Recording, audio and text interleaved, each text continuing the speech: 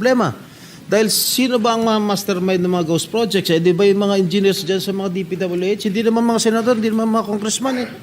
Actually, marami hong revelations nangyari dito sa flood control.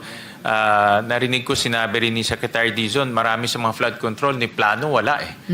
No? So kung plano wala, definitely yung master plan wala rin. No? So marami dito parang patse-patse po yung mga projects pero hindi alam kung talagang makakatulong o hindi. So ito po yung kinokorek ngayon ng DepDev, DNR as well as DPWH. No?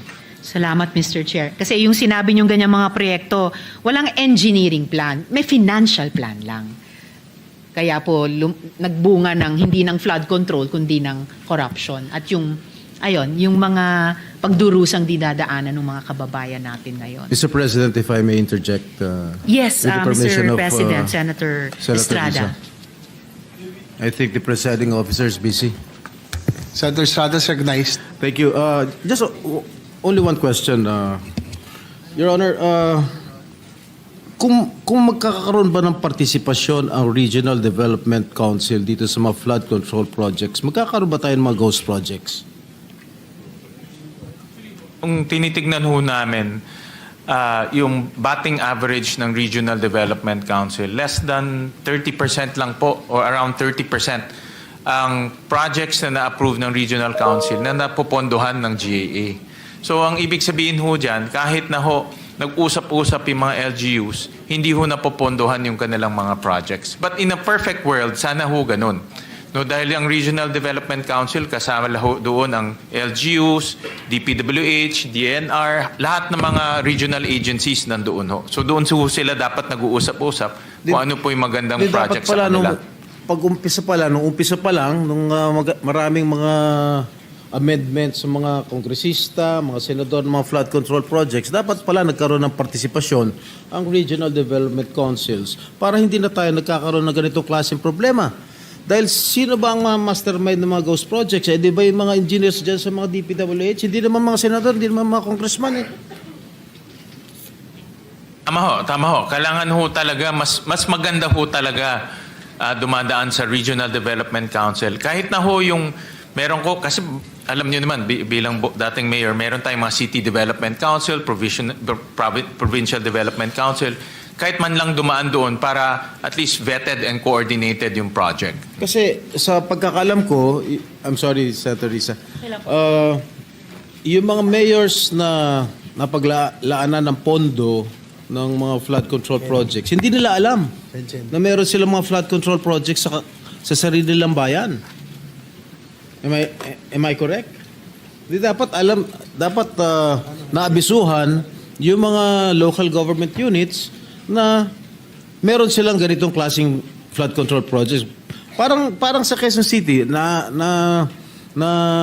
rinig ko na si Mayor Joy Belmonte hindi niya alam na meron ganitong klaseng project na flood control project sa kanyang kinasasakupan.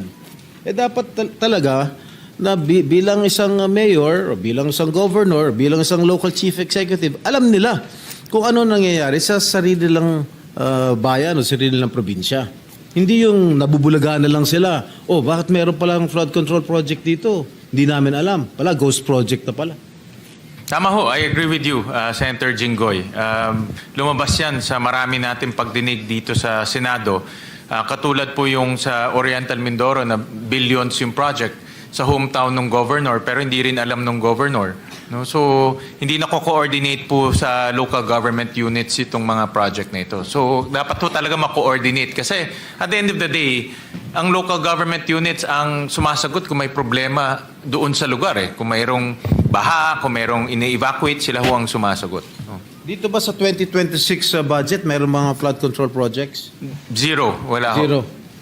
Zero ho. Walang flood control. Mabuti naman. Thank you very much, Senator Risa. Very welcome, Mr. President and Senator Estrada.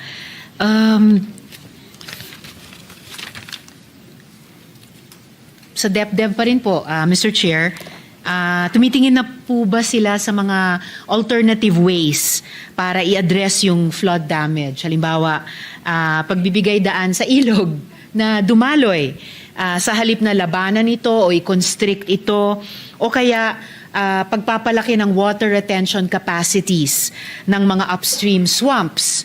Ang DepDev ba nagko-consider na rin ng mandatory insurance coverage against flood risks, Mr. Chair?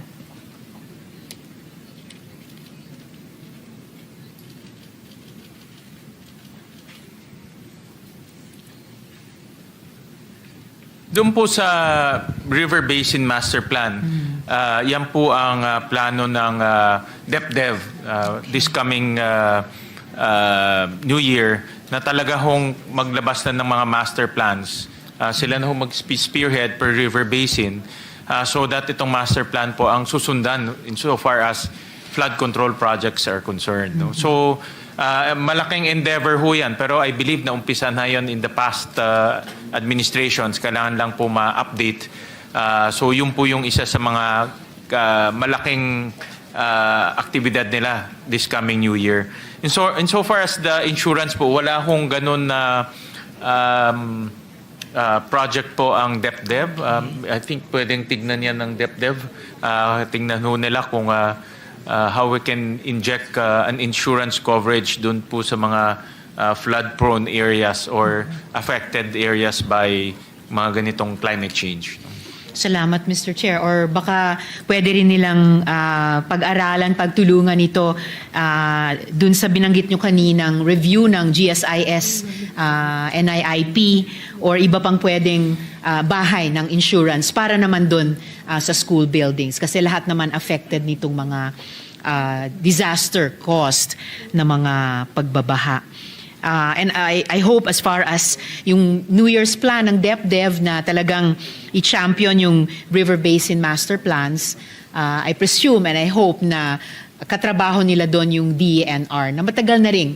Yun na nga po, may sinusulong na mga nature-based solutions and master plans to if not completely prevent, at least i-mitigate yung epekto, masasamang epekto ng mga natural disasters na ito. Wake-up call ho talaga itong nangyari ho sa Sobra atin po. at dapat umpisahan ho natin to sa pagpaplano dahil kung wala hong plano talagang papatsi-patsi lang po yung project at hindi ho nakikita yung solusyon. Apo. No? So yan po naman ang plano ng DepDev.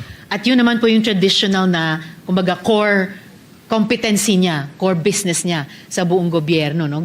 Gumagabay, palagay ko, sa lahat ng opisina sa executive na ayusin yung buong development process mula pagpaplano hanggang sa evaluation at pagpaplano muli cyclically, Mr. Chair. Sabi ho sa akin ni Secretary Balisacan na part of the charter of the DepDev is master planning. No? So, linagay ho sa batas talaga na mandato na nila ngayon na tulungan yung iba't ibang agency o mag-spearhead pagdating ho sa master plans. Exactly, Mr. Chair. Salamat po para doon. Huling tanong ko po sa round na to tungkol sa veto recommendation ng DepDev pa rin. Sa pagtatayo po ng bagong Department of Economy, Planning and Development, pinaglaban natin ang kapangyarihan ng DepDev na magrekomenda sa Presidente kung may aalisin na mga proyektong di sang-ayon sa mga national priorities. And ngayon, syempre, nakatingin tayo dun sa yung Philippine Development Plan, ambisyon 2030, 2040. So, sa kasalukuyang budget ng DepDev, sapat na ba ang pondo at staffing para palakasin ang teknikal na kapasidad ng Regional Development Councils na makapagrekomenda ng pag-veto sa mga hindi kinakailangang or makasasama pang ang mga proyekto, Mr. Chair? Actually, admittedly ho, kulang pa sa manpower and capability and DepDev pagdating ho sa monitoring and evaluation ng mga projects. Kasi part ng mandato ho nila, kung napondohan natin, nagmo-monitor at nag-evaluate rin sila dun sa mga projects, lalo na yung mga malalaking pong projects. So, admittedly, kulang ho sila sa manpower and capability per region. Yun naman po ang dinidevelop nila over time. Okay. Very well noted, Mr. Chair.